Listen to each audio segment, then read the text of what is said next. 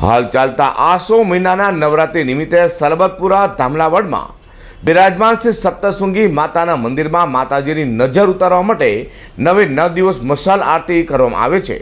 તે આરતીના આપણે પણ દર્શન કરી જીવન ધન્ય બનાવીએ।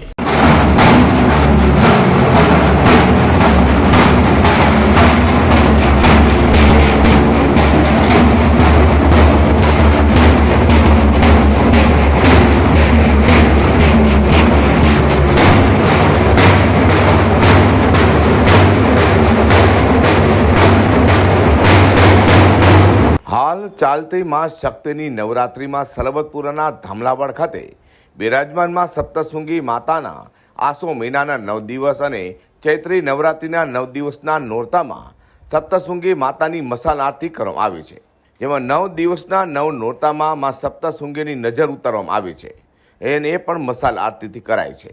જે રીતે આપણે કોઈ પ્રસંગમાં બહાર જવા માટે તૈયાર થાય છે અને ઘરે આવીએ ત્યારે કોઈની નજર ન લાગે તેના માટે નજર ઉતારીએ છીએ, તેવી જ રીતે માં સપ્તશૃંગી માતાજીની 9 દિવસ માટે મશાલ આરતીથી નજર ઉતારવામાં આવી છે।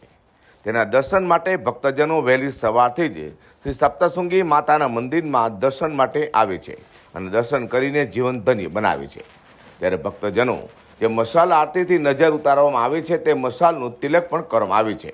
આમ સપ્તશૃંગી માતાની નજર મશાલ આરતી કરીને ઉતારવામાં આવે છે, જેના મંદિરમાં બંસી મહારાજ તથા લાડુ મહારાજ દ્વારા આરતી ઉતારવામાં આવે છે।